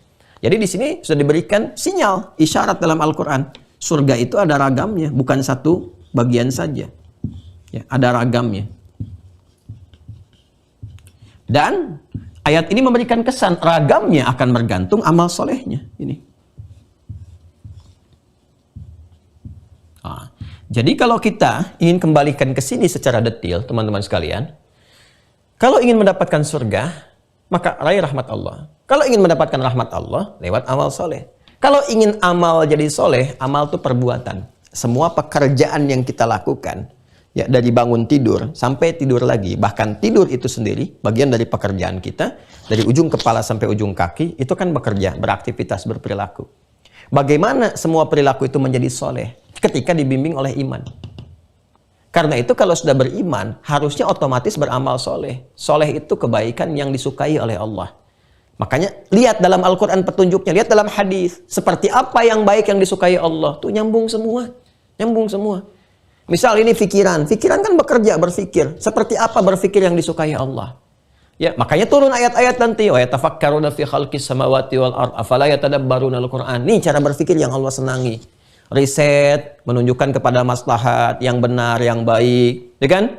Kemudian apalagi, ya, menjauhi prasangka yang buruk, ya. Ya, kemudian tidak digunakan berfikir untuk merancang kejahatan. Pikirkan yang maslahat, yang baik-baik. Itu yang Allah senangi. Ketika pikiran digunakan pada yang baik-baik, karena dibimbing oleh imannya, jadi soleh tuh.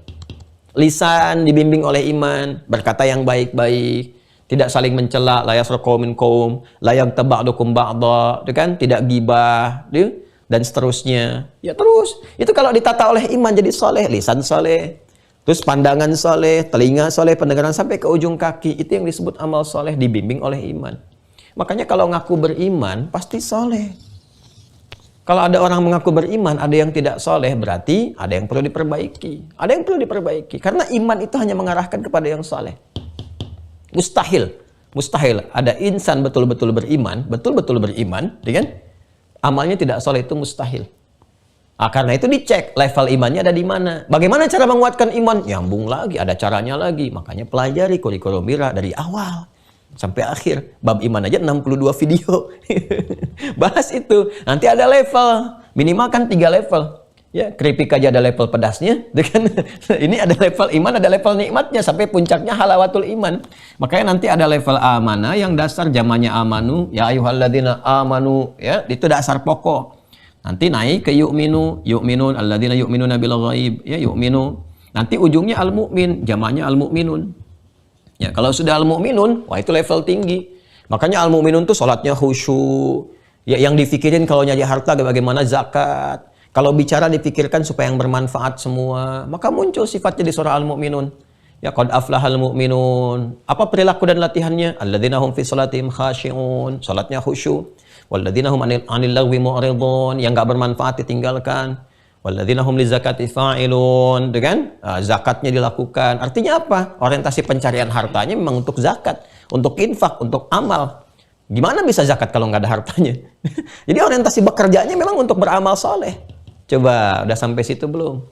Nyari hartanya apakah untuk kesenangan dunia saja atau memang untuk ibadah? Kalau orientasinya surga, untuk ibadah. Nggak dilarang kaya. Kalau perlu kaya banget atau kebangetan kayanya silahkan. Tapi orientasi mengelola harta itu untuk apa? Makanya kata Nabi itu viral kalimat Nabi itu, Masya Allah, itu kan? Ya itu bagi Nabi dianggap kaya itu biasa. Kata Nabi bagi umatku itu. Jadi kaya itu biasa aja gitu. Ya, jadi Anda sekaya apapun tuh di Islam dianggap biasa. Biasa aja, kita nggak aneh dengan kekayaan. Karena itu nggak perlu dipamerkan, karena dianggap biasa. Yang nggak biasa baru di-share. Kalau dianggap biasa ngapain dipamerkan? Ya, jadi dianggap biasa. Ya, yang dikhawatirkan Nabi itu adalah umat yang tidak mampu mengelola kekayaan dengan baik. Sehingga alih-alih menjadi prestasi, justru menjadi beban bagi dia. Jadi yang bahaya. Nah ini teman-teman sekalian, makanya ini warisannya surga Firdaus. Alladzina yarithunal firdausa. Jadi kan fiha khalidun, dan mereka kekal di dalamnya. Balik ke sini ya. Balik ke sini. Jadi ini disebutkan kadang rahmat, kadang-kadang apa? Jannah. Jadi kalau ada konteks rahmat, kaitannya dengan surga, yang dimaksudkan ini. Detailnya. Ini yang mahal ya teman-teman, ini yang mahal nih. Ya, kalau Anda hanya membahas turunan rahmat, seperti yang tadi saya sampaikan di fikih masjid, kadang-kadang solusi dari persoalan, kadang-kadang ampunan dari dosa, tapi yang dimaksud di sini terkait dengan surga saja. Jadi kalau ada orang ingin mendapatkan surga lewat rahmat Allah, maka kreasikan amal saleh, kuncinya adalah iman, dan iman menggerakkan kepada amal saleh. Sekarang kalau saya tanya kepada diri saya, kepada Anda, kepada kita semua, beriman nggak? Terus Anda katakan, ya saya beriman. Kalau sudah seperti itu berarti Anda komitmen untuk mengkreasikan semua perbuatan jadi saleh. Tinggal dimulai dari sekarang. Yang kurang kemarin kita perbaiki, tinggal cek ada di level mana di antara ini. Terus naikkan sampai level yang terakhir, sampai mendapatkan tanda di hadis Nabi namanya halawatul iman. Halawatul iman, manisnya iman. Ini sudah kita kaji juga pertemuan lalu. Apa kaitan dengan ini? Nah, surga ini, dan semoga Allah perkenankan kita mendapatinya ya dengan cara-cara dan anugerah yang terbaiknya. Ya itu ada pintu-pintunya. Abwab. Abwab itu jamak dari kata bab. Bab. Jamaknya abwab. Kalau jamak berarti banyak. Bukan cuma satu. Bagaimana mengetahui kalau banyak? Ditanya berapa? Kan? Ya. Banyak pintu surga berapa? Supaya kita bisa dapatkan dari pintu-pintu itu jadi kurikulum kehidupan yang konsisten, kita ke situ saja jalurnya. Begitu cara nariknya. Ya, cara nariknya seperti itu. Maka kita lacak untuk menerangkan ini kepada kita berapa yang paling berhak menyampaikan adalah Rasulullah. Karena Rasulullah yang ditugaskan Allah menyampaikan pada kita. Maka kita cek dalam hadis, ya. Ada di Al-Bukhari. Di Al-Bukhari kita temukan misalnya riwayat Sahal bin Sa'ad di nomor hadis 3254. Ya. Fil jannati, langsung saja saya sampaikan untuk mempercepat ya karena waktunya kita sangat padat sekali. Nanti untuk yang Mira ya di admin teman-teman, setiap hadis yang saya sampaikan tolong diberi catatan, nanti kitabnya saya bukakan, nanti langsung di-scan, tampilkan supaya teman-teman nanti mendapatkan turunan referensinya. Jadi langsung dapat nih hadisnya ini, tahu di kitabnya gini urutan begini ya. Insya Allah. Jadi nggak usah khawatir Anda kalau mencatat, nanti saya sambungkan supaya kita cepat ya. Kalau saya nengok ke sini itu ke admin ya. Kalau ke sini ke teman-teman semua. Ini ada admin bagian khusus mencatat apa yang saya sampaikan. Ada yang merekam dan ada juga yang beberapa yang lain yang mengkreasikan sesuai dengan tugas masing-masing. Fil jannati thamaniyatu abwab.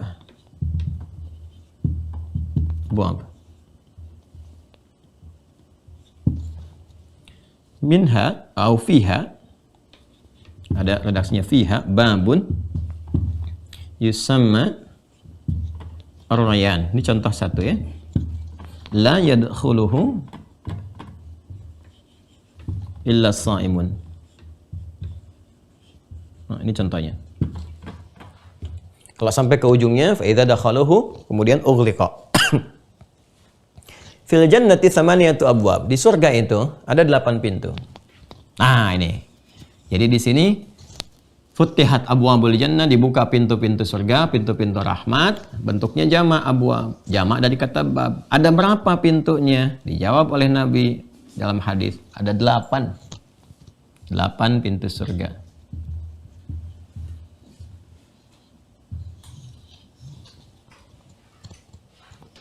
Awas ya. Nanti cara memahami 8 pun teman-teman sekalian. Nah ini pemahamannya detil lagi nih. Ini banyak nih, Masya Allah. Luas sekali turunannya nih. Ya. Fil jannati thamaniyatu abwab. Di surga itu ada 8 pintu. Itu surga. Fiha. Ya. Dari 8 ini, atau minha, dari 8 ini, babun yusamma ar-rayyan. Ya. Ada satu pintu namanya ar-rayyan. Jadi dari jenis 8 ini, ya, ada satu pintu namanya apa? Ar-rayyan. La yadkhuluhu illa as-shaimun. Tidak masuk ke surga lewat pintu ini kecuali orang-orang yang biasa berpuasa. Nah, jadi ada pintu surga di antara sekian 8 pintu itu, ada pintu yang dimasuki oleh orang yang biasa puasa namanya ar-rayyan. Ini pintu puasa. Yang kita ambil dari hadis ini keterangannya. Thamaniyat abwab, 8 pintu surga. Jelas? Ada 8 pintu surga. Jadi kalau kita katakan surga, ini kita sedang bicara iman ya, kita yakin. Masa sih 8? Kenapa enggak 9? Nanti masuk aja. Sekarang beramal soleh aja dulu, beriman amal soleh. Nanti udah meninggal, mau meninggal ditampakkan, nanti pas udah masuk baru ketahuan. Kan gak ada ruginya juga, sama-sama meninggal juga kan? Sama-sama meninggal. Yang nggak yakin meninggal, yang yakin meninggal. Sama-sama meninggal. Jadi mendingan yakin, jadi ada harapan. Ya, tapi kalau nggak yakin nggak ada harapan, ente meninggal juga. Terus nggak yakin dengan akhirat, nggak ada harapan Anda. Ya, kalau kami alhamdulillah masih ada harapan. Jadi begitu meninggal ada harapan. Kan kita kalau ditanya setelah meninggal kemana, kita bisa jawab. Anda kalau nggak yakin, nggak beriman, ditanya kemana, nggak bisa jawab. Karena nggak ada harapan. Makanya mendingan beriman. Mendingan beriman. Ini masih ada harapan. Makanya ada yaumul akhir. Kita bisa berharap dengan hari akhir.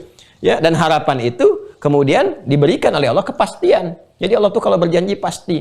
Nggak pernah mengingkari. Innallaha la yukhliful mi'ad. Kalau manusia ya tergantung tipikal. Kau yang memulai, kau yang mengakhiri. Kau yang berjanji, kau yang mengingkari. Nah, sekarang lihat sini. 8 pintu ini ternyata Allahu Akbar diisyaratkan juga oleh Al-Quran. Dan cara memahaminya, kalau kita mungkin 8 pintu surga, kebayangnya 8.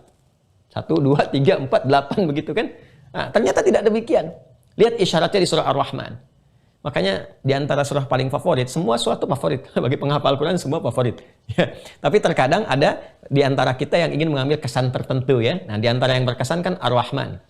Ar-Rahman. Ya, saking berkesannya kadang-kadang jadikan syarat dalam pernikahan. Bagi calonnya bacain Ar-Rahman.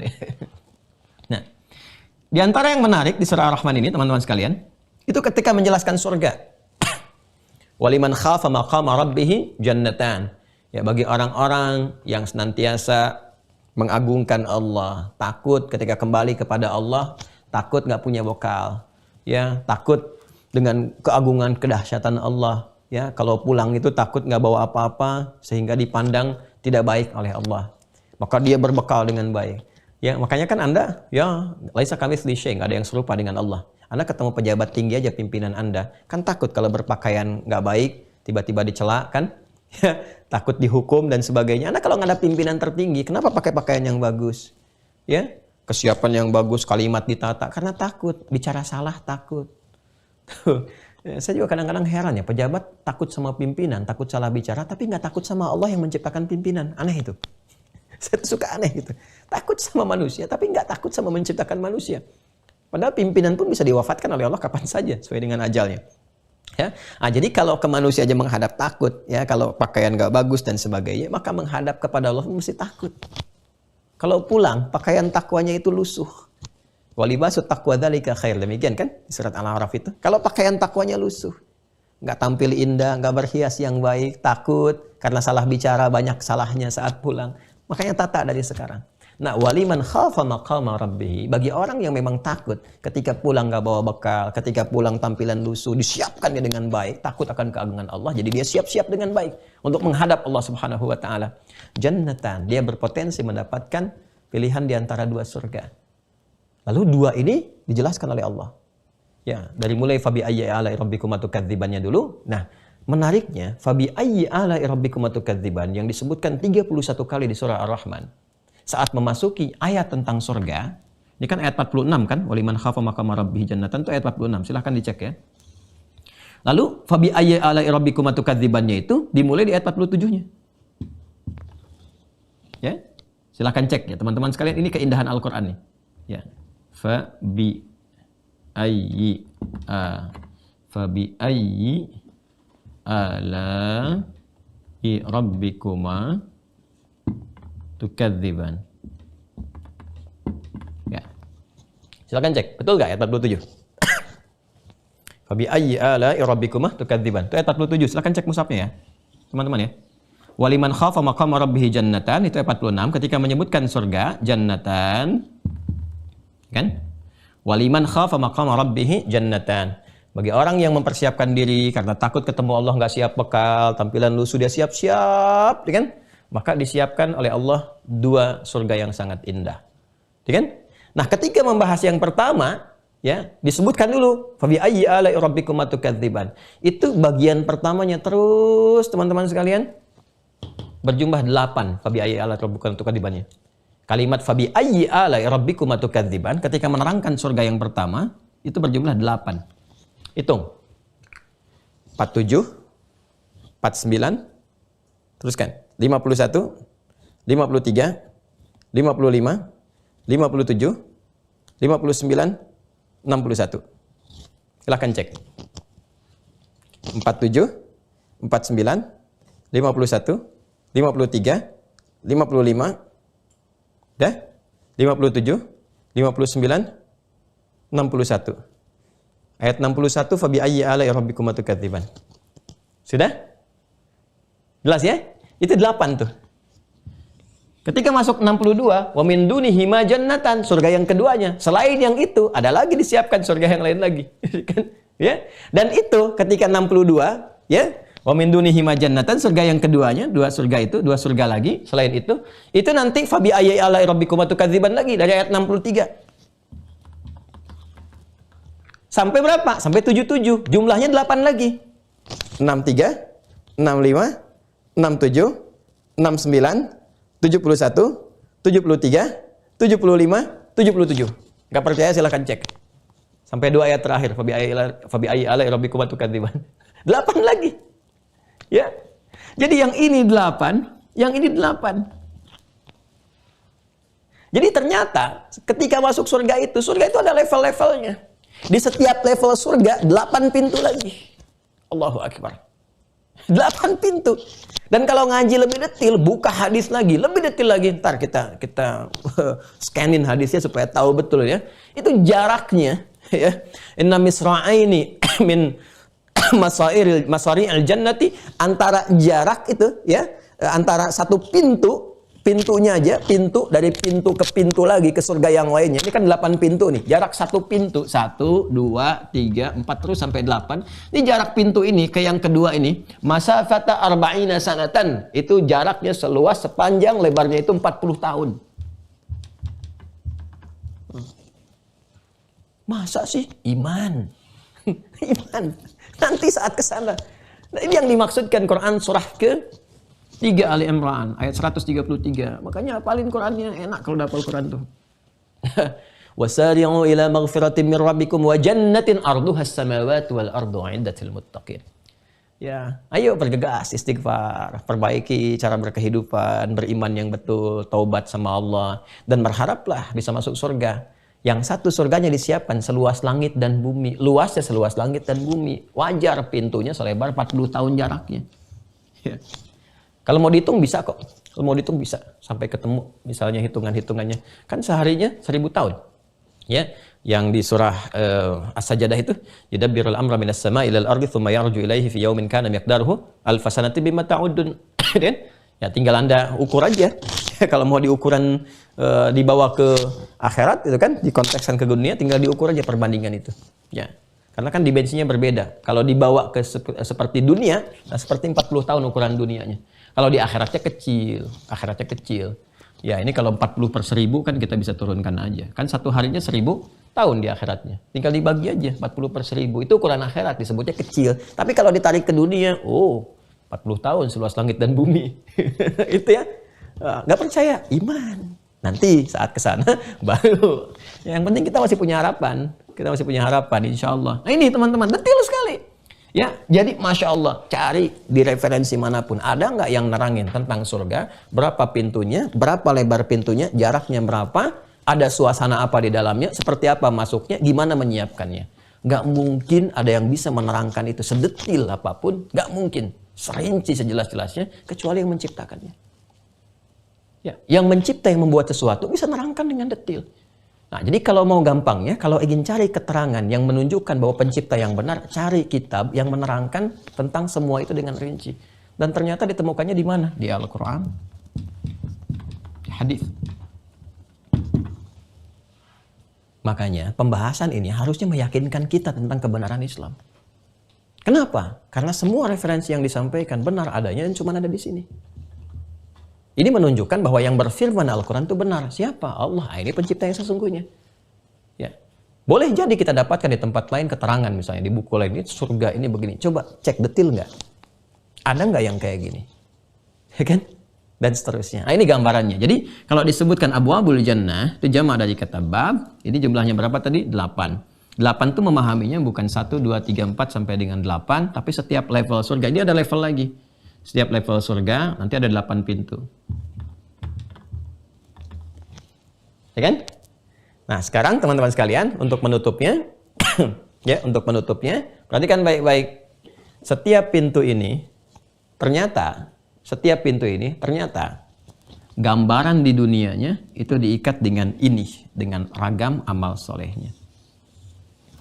Ya, ini hadis juga. Dan hadis ini terkait dengan peristiwa sahabat Abu Bakar radhiyallahu taala anhu, Abu Bakar As-Siddiq radhiyallahu taala anhu. Riwayatnya disampaikan oleh sahabat Abu Hurairah. Ya. Nabi sallallahu alaihi wasallam menyampaikan, teman-teman sekalian, satu informasi bahwa nanti saat kita masuk ke surga, kan Nabi pernah dalam peristiwa Isra Mi'raj. Makanya ngaji yang betul saat Isra Mi'raj itu, nyambungnya ke sini.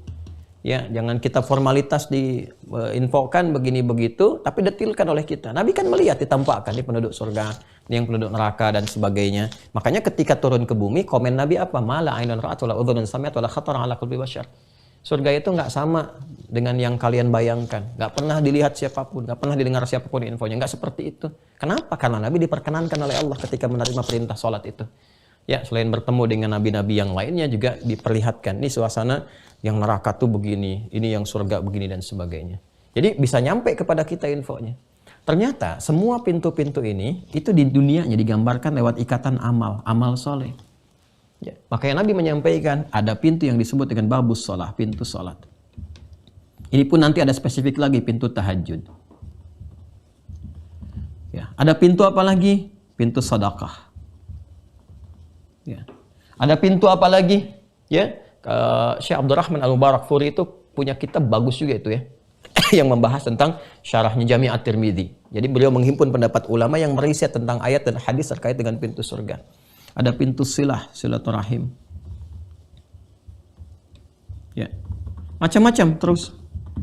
Ya, sampai 8 amalan soleh yang bisa diturunkan. Nah, ternyata ketika kita diperintahkan untuk beramal, puasa, sholat, pintu zakat nanti, ya terus nanti yang pokok ada pintu haji, umrah, dan seterusnya.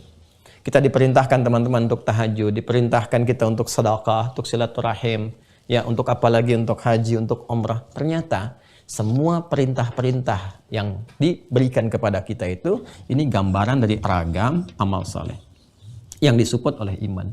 Nah ini yang kita kerjakan, amal soleh ini sejatinya adalah pintu surga kita. Sini. Karena itu ketika Allah menyebutkan kalimat surga pertama, balik ke Al-Baqarah ayat 25, itu ikatannya dengan amal soleh. Ini ikatannya. Ya, ikatannya ini. Yuk kita bikin sekarang tema ikatan surga. Ya, ikatan cinta kan sudah ada. Sekarang ikatan surga. Di sini. Coba lihat. Ikatan surga ayatnya Al-Baqarah ayat 25 dulu. Wa basyiril ladzina amanu wa amilus salihati anna lahum jannatin. Tuh. Ragamnya. Jamak bentuknya. Berikan kabar gembira, viralkan Muhammad pada hamba-hambaku ya, yang beriman dan beramal soleh. Ketika mereka mengkreasikan amal soleh mereka ini, disiapkan sesuai dengan amalnya jannatin, ragam surga. Sesuai dengan amal, ini kuncinya di sini. Jadi nanti ketika masuk surga insya Allah itu dipanggil. Ya dipanggil, lewat apa? Lewat amalannya. Di pintunya itu ada panggilan. Ya kalau kita masuk ke Ar-Rayyan tadi, kalau kita ngaji langsung ke lafadznya di teks hadis itu ada yang wana dan munadi, wana dan munadi. Ya penyeru berkata di penjaga pintu surga, misalnya pintu Ar-Rayyan nih yang puasa. Ainas shaimun, ainas shaimun. Kemana yang biasa puasa, kemana yang biasa puasa. Ya, nah, maka nanti masuk orang-orang yang biasa puasa lewat pintu itu. Ya, masuk lewat pintu Ar-Rayyan. Fa idza dakhaluhu ughliqa, kalau sudah masuk ditutup langsung pintunya. Cep. Sekejap, ughliqa, tutup sekejap. Jadi yang lain nggak bisa masuk lagi. Ya, nanti pintu sholat yang khusyuk-khusyuk, itu kan? Ada pintu tahajud yang biasa bangun malam, terus sampai ke bawah. Tiba-tiba Abu Bakar As-Siddiq mengacungkan tangannya, ya Rasulullah, ada nggak yang dipanggil oleh semua pintu itu? Masya Allah. Ada nggak yang berpotensi dipanggil oleh semua pintu itu? Acungkan tangannya, bertanya. Ini kecerdasan sahabat Abu Bakar. Jadi ada nggak yang ketika masuk ke surga itu semua pintu berebut memanggil? Masya Allah, ya fulan, ya fulan, ya fulan, ya fulan, dipanggil itu. Ada nggak? Nah, apa jawaban Nabi Sallallahu Alaihi Wasallam? Kita lihat besok hari. Kita lihat besok bagaimana Nabi Sallallahu Alaihi Wasallam menjawab pertanyaan Abu Bakar itu ketika beliau bertanya, ya Rasulullah, ada nggak yang dipanggil oleh pintu-pintu itu? Apa jawaban Nabi?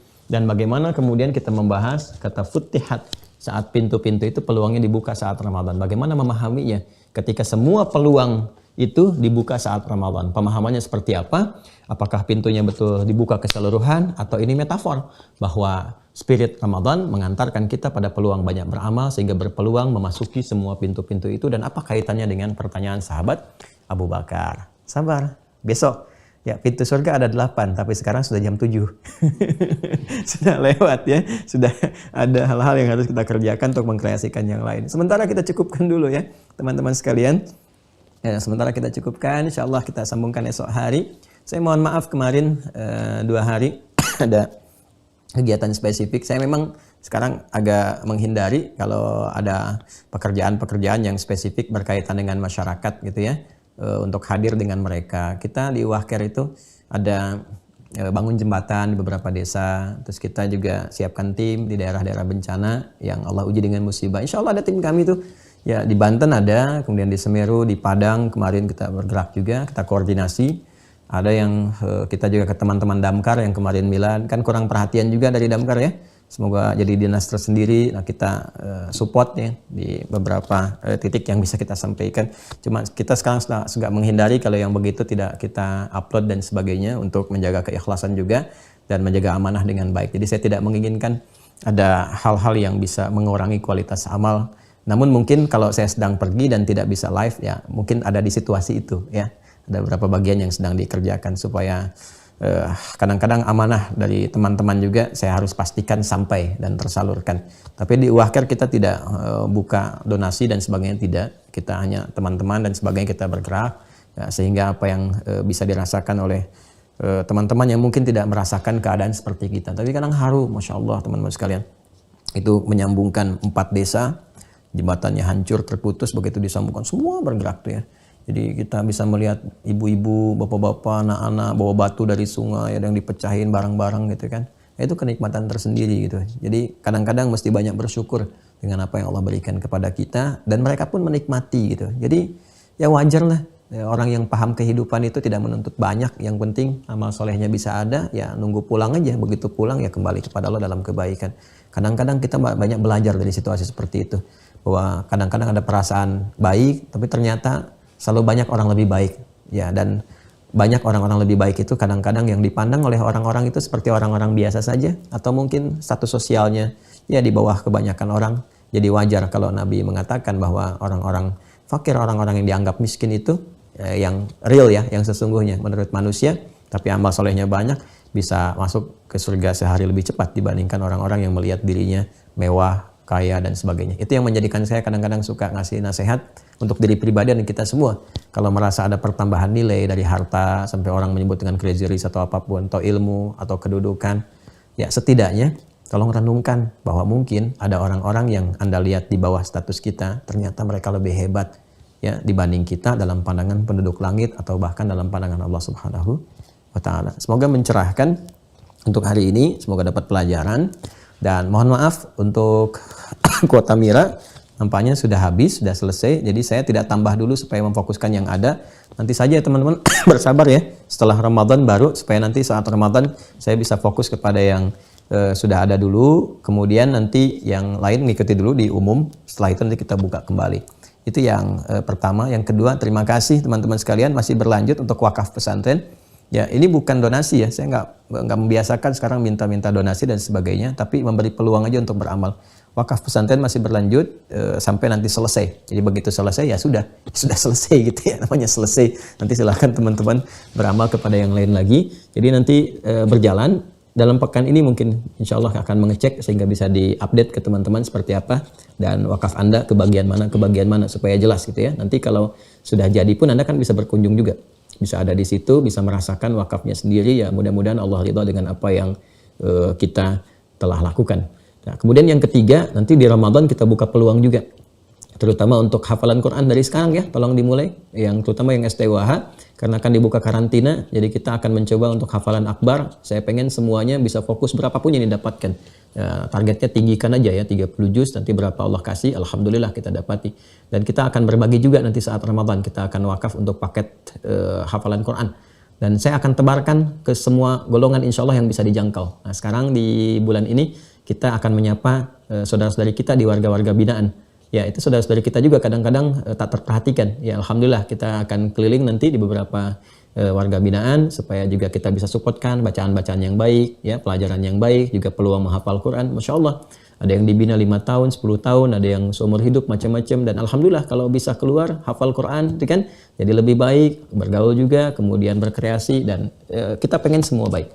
Karena Allah pun menginginkan hambanya baik. Kenapa kita harus menjadikan seorang itu tervonis dengan keburukan kalau semua orang berpeluang menjadi baik?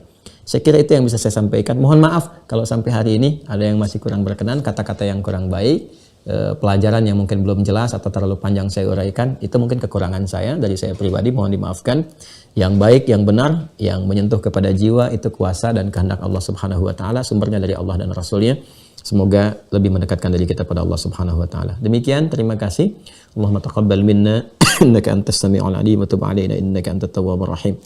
Rabbana Allahumma ya Allah wafiqna lil amali salih ya arhamar rahimin.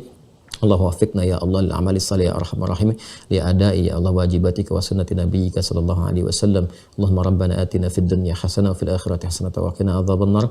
Wa akhiru da'wana subhanakallahumma wa bihamdika nasyhadu an la ilaha illa anta nastaghfiruka wa natubu ilaik. Walhamdulillahi rabbil alamin. Assalamualaikum warahmatullahi wabarakatuh.